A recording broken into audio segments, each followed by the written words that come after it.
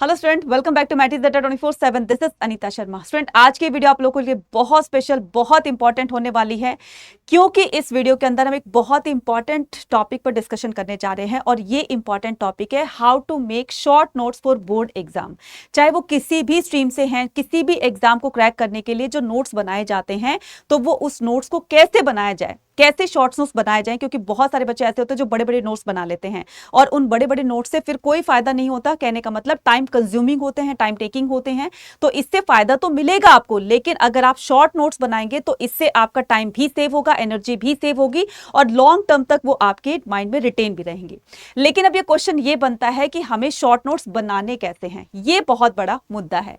तो इसी को सॉल्व करते हैं आज की वीडियो आप लोगों के लिए स्पेशली डेडिकेटेड है। ठीक है, तो हम क्या करेंगे, इस वीडियो के अंदर हम पूरे अच्छी तरीके से जानेंगे कि आपको आपके बोर्ड एग्जाम के लिए और as well as other exams के लिए नोट्स कैसे बनाने होंगे। ठीक है, और वो भी शॉर्ट नोट्स। ठीक है, सो इसको जानने के लिए वीडियो को लास्ट तक जरूर देखिएगा और अगर आप चैनल पर नए हैं तो चैनल को सब्सक्राइब जरूर कीजिएगा। तो स्टार्ट करेंगे हम, क्या स्टार्ट करेंगे, how to make short notes for the board exam as well as others. ठीक है, सो सबसे पहले हमें क्या करना है, बिफोर रीडिंग, जब भी आप अपनी एनसीईआरटी बुक को पढ़ते हैं, ठीक है, उससे पढ़ने से पहले आपको क्या क्या एक्टिविटीज करनी है, किस तरीके से उसको पढ़ना है। तो पढ़ने से पहले आपको क्या करना है, वो सारी चीजें बता रही हूं। ठीक है, सो पढ़ने से पहले क्या करना है, यहां पर देखिए, preview the chapter by skimming the heading and the sub heading. तो आपको क्या करना है, उस चैप्टर में, मान लीजिए ये आपका चैप्टर 4 है, ठीक है, इस चैप्टर के अंदर आपको जो जो भी हेडिंग्स दिखाई दे रही है ना, तो आपको सबको फटाफट से पढ़ लेना है। मैं ये नहीं कह रही हूं कि आपको इसको डीप में पढ़ना है, क्या करना है, आपको हेडिंग और सब हेडिंग रीड करनी है। ठीक है, इससे क्या होगा ma'am, this will give you a general idea of the key topics that will be covered. तो इससे क्या होगा, आप चीजों को रिकॉल कर पाओगे। ठीक है, अब ये क्या है, ये आपका जो है वो थिंकर्स बिलीव्स और बिल्डिंग है। तो अगर आपने हेडिंग्स और सब हेडिंग को पढ़ा, फॉर एग्जांपल महात्मा बुद्धा है, ठीक है, या फिर आपके लॉर्ड महावीरा है, ठीक है, या आपने हेडिंग और सब हेडिंग पढ़ी कि इसके अंदर क्या क्या बताया गया, उनकी टीचिंग के बारे में बताया गया, तो आप कहीं ना कहीं वो चीजें रिलेट कर पाओगे जो आपने पहले कभी सुनी हुई है। ठीक है, और जब आप उसकी हेडिंग्स और सब हेडिंग को पढ़ोगे तो वो सारी चीजें आपको रिकॉल होने लगेगी। फिर एक बार जब हम इसको अच्छी तरीके से रीड आउट करेंगे, इसके टॉपिक को, हर एक चीज को अच्छे से रीड आउट करेंगे, तो ये चीजें और ज्यादा हमारी दिमाग में बैठती चली जाएगी। सो एक्टिवेट योर प्रायर नॉलेज। तो आप क्या करोगे, इससे जो भी आपने हेडिंग सब हेडिंग पढ़ी है, तो उससे क्या होगा कि आप अपनी प्रायर नॉलेज को करंट नॉलेज के साथ में, करंट इस अपनी ये जो आप पढ़ रहे हैं स्टडी के साथ में, आप इसको रिलेट कर पाएंगे by the thinking about you already know about the topic. तो आप जो पहले आपने कहीं पर भी कुछ भी सुना होगा इस टॉपिक के बारे में, तो आप उसको कहीं ना कहीं रिलेट कर पाओगे कि हाँ, मैंने इस टॉपिक को सुना था, तो अब जाकर के मैं इसको डिटेल में जानूंगा। तो आपको क्या करना है, आपको रीडिंग करने से पहले आपको उसकी हेडिंग्स और सब हेडिंग्स जो है वो पढ़ लेनी है। देन उसके बाद क्या करना है, देन आप उसके बाद से वो चीजें आप रिकॉल कर पाओगे और जब हम इसको डिटेल में पढ़ेंगे तो हम क्या करेंगे, इसको अच्छे से समझ पाएंगे। नेक्स्ट हम मूव ऑन करते हैं व्हाइल रीडिंग। अब ये तो थी बिफोर रीडिंग, अब हम क्या करेंगे, व्हाइल रीडिंग। पढ़ते टाइम आपको क्या करना है वो बात बताती हूं। ठीक है, take a notes while the reading. तो आपको क्या करना है, आपको नोट्स बनाने हैं, ठीक है, but don't try to write the down everything. आपको ये इस तरीके के पूरी चीजें नहीं लिखनी है कि जो भी चैप्टर में जितनी भी लाइन है आप पूरी की पूरी उसको लिख दो। नहीं, ये बेवकूफी बिल्कुल मत कीजिएगा, क्योंकि ऐसे बहुत सारे बच्चे इस तरह के नोट्स बनाते हुए बहुत गलतियां करते हैं कि पूरा पैराग्राफ जो है उसमें लिख देते हैं। तो बच्चे, बड़े नोट्स बनाने का कोई फायदा नहीं है, क्योंकि वो जो बड़े बड़े आपने नोट्स बनाए हैं, कहीं ना कहीं वो आपके टाइम को कंज्यूम करेंगे। जब आपका एग्जाम का टाइम आएगा तो आप नोट्स की बहुत ज्यादा उससे हेल्प लोगे, और वो नोट्स अगर बड़े बने होंगे तो इससे टाइम भी आपका खर्च होगा और कोई मतलब एक तरीके से बोरियत फील होगी आपको। तो इससे इतने क्रिस्प मैनर में आपको नोट्स बनाने हैं, शॉर्ट नोट्स बनाने हैं।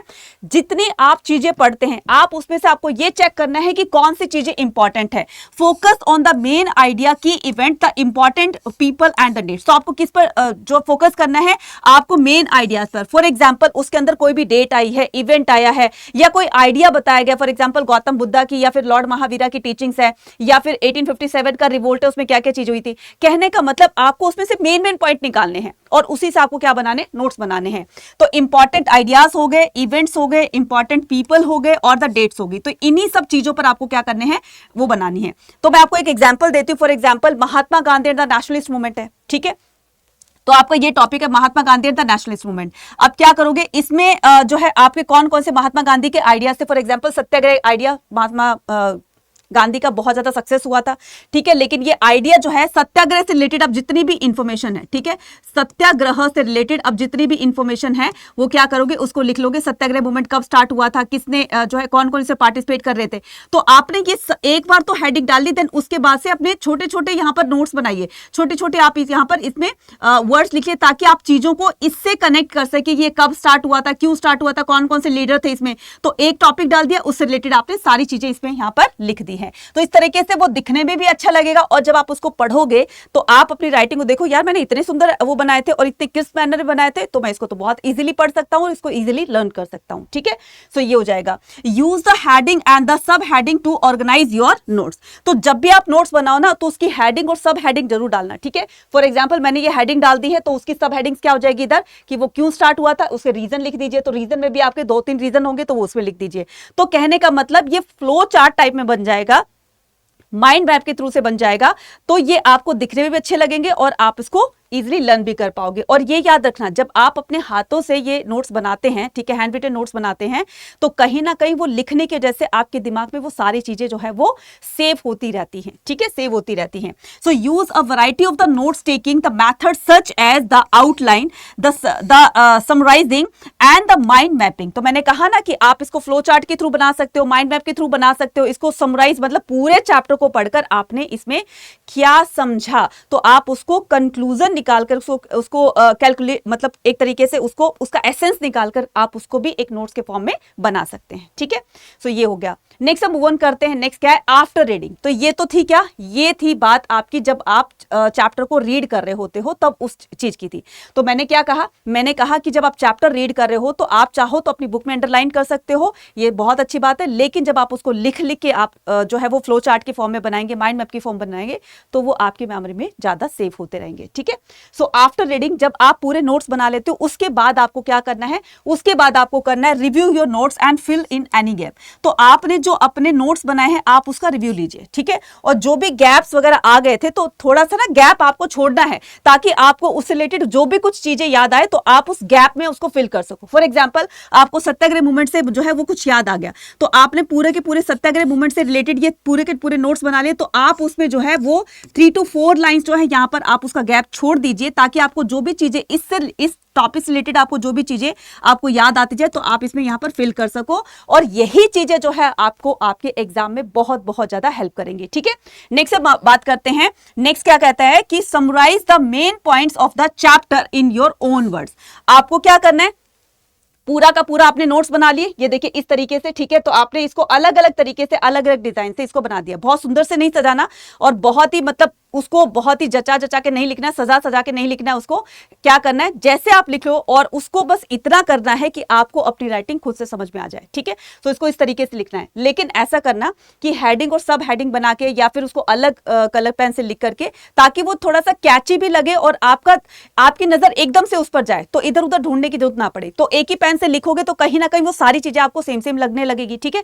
सो अलग कलर पेन या फिर 2 पेन को भी यूज कर सकते हो। तो एक आपने पूरी डिटेल में लिख दिया, उसकी हेडिंग जो थी वो अलग कलर से लिख दी, बस 2 पेन चाहिए, दैट्स इनफ, ठीक है।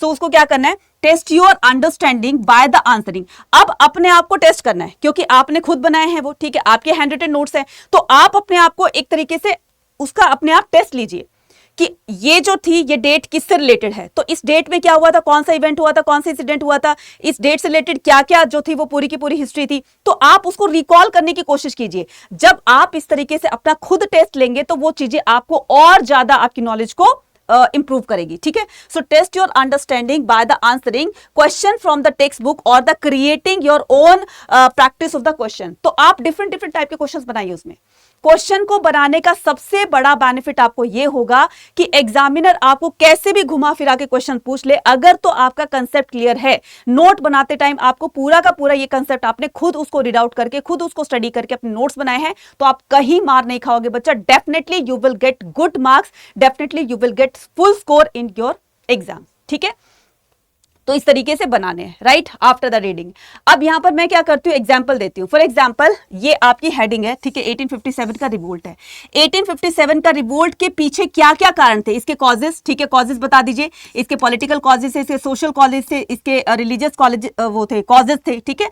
सो आप उसमें से मैंने क्या कर दिया, उसकी 4 मैंने हेडिंग्स बना दी। अब पॉलिटिकल कॉजेस में भी बहुत सारी चीजें होंगी तो उसको भी बना दीजिए।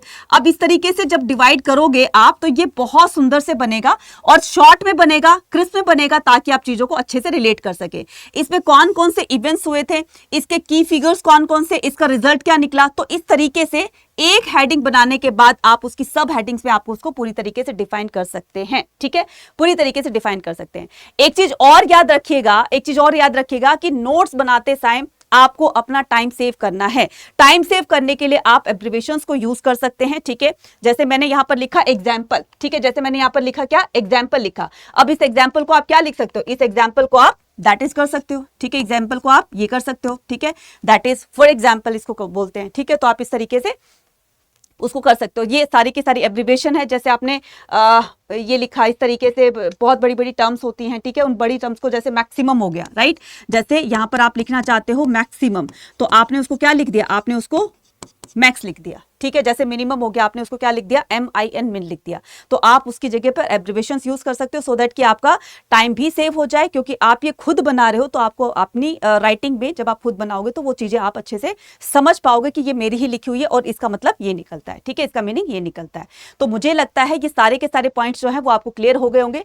फिर भी एक बार मैं पूरा का पूरा फिर से आपको जो है वो कंक्लूजन बता देती हूँ कि आपको क्या क्या करना है बिफोर रीडिंग में आपको क्या करना है, पूरा का पूरा आपको चैप्टर को रिलेट करने की कोशिश करनी है। आपको अपनी प्रायर नॉलेज के साथ में आपको करंट नॉलेज आपको ऐड ऑन करनी है। तो इसके लिए आपको हेडिंग और सब हेडिंग, जो भी आप चैप्टर पढ़ रहे हो तो आपको उसमें हेडिंग और सब हेडिंग करनी है, ताकि आप अपनी नॉलेज को कनेक्ट कर सके।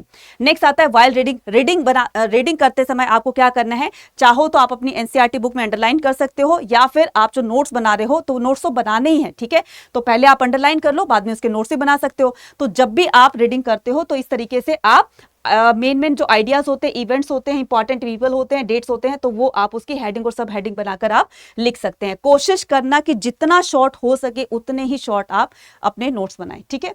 नेक्स्ट आफ्टर रीडिंग क्या करना है, जब आपने पूरी तरीके से अपने नोट्स बना लिए हैं, देन आप उसको रीचेक कीजिए कि कहीं पर कोई गलती तो नहीं रह गई है, और हर टॉपिक के नीचे ना आप थोड़ा सा गैप रखिए, ताकि आप उस चैप्टर से रिलेटेड आपको कुछ और याद आ रहा है तो आप उसको ऐड ऑन कर सके, और अपने आप को टेस्ट कीजिए, एनालाइज कीजिए, अपने आप से क्वेश्चन कीजिए कि ऐसा क्यों हुआ था, कब हुआ था, कैसे हुआ था। तो आप इस चीजों को करने के बाद अब बहुत अच्छे से आप नॉलेज जो है वो अपनी इंप्रूवमेंट देखेंगे कि किस तरीके से मैंने अपनी नॉलेज को और ज्यादा एक्सप्लोर कर लिया, और ज्यादा इंप्रूव कर लिया है।